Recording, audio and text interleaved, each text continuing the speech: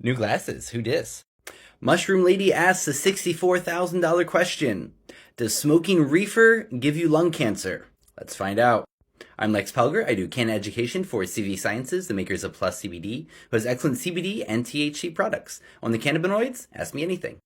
The best answer we can make out from the always messy data around human behavior and cancer risk is that if smoking cannabis does cause lung cancer, it's a very weak correlation.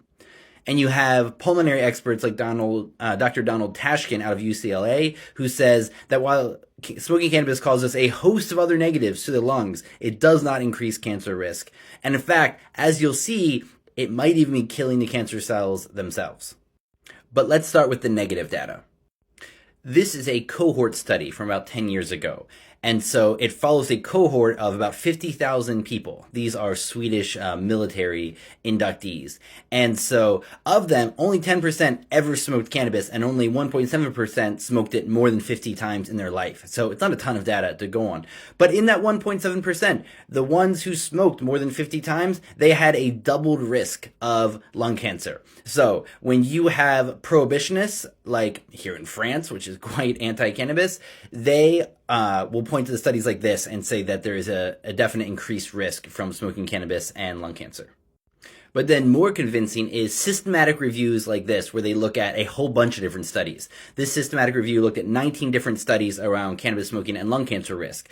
And while they found that an association between cannabis smoking and increased tar exposure, alveolar macrophage tumoricidal dysfunction, as in screwed up white blood cells in the alveoli of your lungs, increased oxidative stress in your lungs, and bronchial mucosal histopathological abnormalities, which means that your lungs looked bad, compared with tobacco smokers or non-smoking controls. They found all those negatives, but they did not find an increased risk of lung cancer when looking at a bunch of different studies.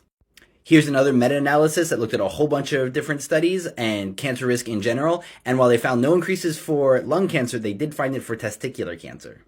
So all of this is a bit odd. You're inhaling smoked material in your lungs that should be causing cancer, but there is potential that cannabinoids are treating lung cancer and causing those cells to die. For one, there's a good number of studies like this one showing that THC and CBD working independently or together cause lung cancer cells to commit apoptosis, or programmed cellular suicide. And in good news, there have been at least 2 studies showing that you can combine cannabis with the primary treatment for lung cancer and it's not going to interfere with the treatment.